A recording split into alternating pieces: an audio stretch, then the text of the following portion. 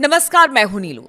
देखिए, बांग्लादेश से लगातार तल्खी भारत की दिखाई दे रही है जब से शेख हसीना पहुंची हैं भारत, और जब से भारत ने उन्हें शरण दिया है। अब एक बार फिर से ये जो तल्खी है बढ़ रही है, और ये बढ़ने का कारण क्या है? कल की प्रेस कॉन्फ्रेंस। जी हाँ, बांग्लादेश में हिंसक छात्र आंदोलन के बाद शेख हसीना की सरकार के तख्ता पलट के बुधवार 5 अगस्त को 2 साल पूरे हुए हैं तख्ता पलट को। और इस मौके पर भारत में रह रही शेख हसीना ने सार्वजनिक तौर से मीडिया से बातचीत की। बांग्लादेश छोड़कर आने के बाद ये उनका पहला सार्वजनिक संबोधन था। भारत की राजधानी में इस कार्यक्रम के बाद बांग्लादेश भड़का हुआ है और इसे देश की संप्रभुता का अपमान बताया जा रहा है। वहीं एक्सपर्ट का कहना है कि भारत ने तारिक रहमान सरकार को साफ संदेश दिया है। नई दिल्ली में आयोजित इस प्रेस कॉन्फ्रेंस में हसीना वर्चुअली जुड़ी। इसमें कैमरों को बंद रखा गया था, वो ऑडियो के जरिए संपर्क में थी। इस दौरान उन्होंने एक बार फिर दोहराया कि वो इस साल दिसंबर तक बांग्लादेश वापस लौटने वाली हैं, भले उन्हें फांसी पर ही क्यों ना लटका दिया जाए। हसीना ने कहा कि 2 साल से उनके लोग दर्द झेल रहे हैं। उन्होंने ये भी कहा कि झूठे मुकदमों और मौत की सजा से वो नहीं डरती हैं। हसीना के संबोधन पर बांग्लादेश के तारिक रहमान सरकार जो है अब तिलमिला गई है। बांग्लादेश के विदेश मंत्रालय ने एक बयान में कहा कि वो इस बात से बहुत नाराज है कि नरसंहार की दोषी शेख हसीना को दिल्ली में मीडिया से संवाद करने की अनुमति दी गई। बांग्लादेश ने इसे देश की संप्रभुता और जुलाई विद्रोह में मारे गए लोगों का अपमान बताया।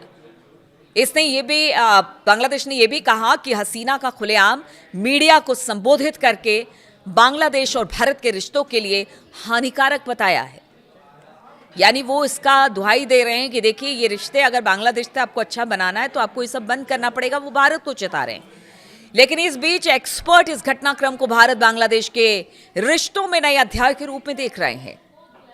देखिए, कुछ एक्सपर्ट बताते हैं कि भारत ने पिछले साल से रणनीतिक संयम बनाए रखा है बांग्लादेश को लेकर, और इस प्रेस कॉन्फ्रेंस के साथ भारत असल में आक्रामक रुख अपना रहा है।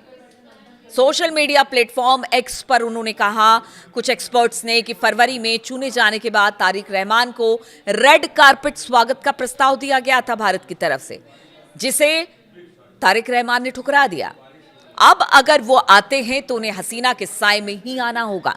इस तरह की बातें भी सामने आ रही है। और अगर ये टकराव का रास्ता अपनाते हैं तो भारत अपना रुख और कड़ा कर लेगा। यानी बांग्लादेश की बात कर रहे हैं कि अगर आप टकराना ही चाहते हैं तो फिर भारत का रुख बहुत कड़ा होगा।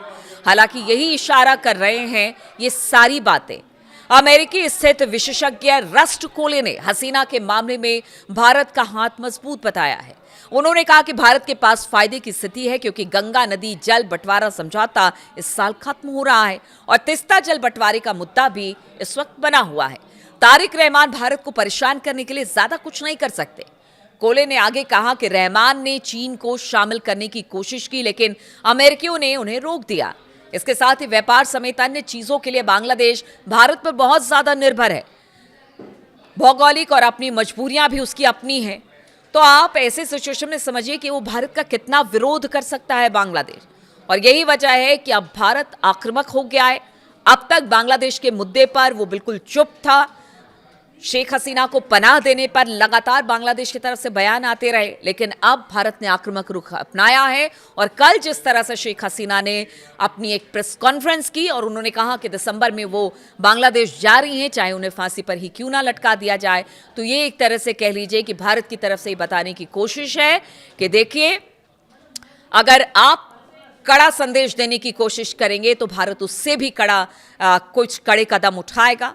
और इस बार जो कदम बांग्लादेश के लिए उठाया जाएगा वो बांग्लादेश के लिहाज से कहीं अच्छा नहीं होगा, क्योंकि बहुत हद तक जो कहते हैं ना कि निर्भरता भारत पर बांग्लादेश की है, इसलिए बांग्लादेश को भी अब फूंक फूंक कर कदम रखने की जरूरत है, ना कि बयान देने की। भारत ने यह बता दिया है। बहुत बहुत शुक्रिया मेरे साथ इस वीडियो में शामिल होने के लिए।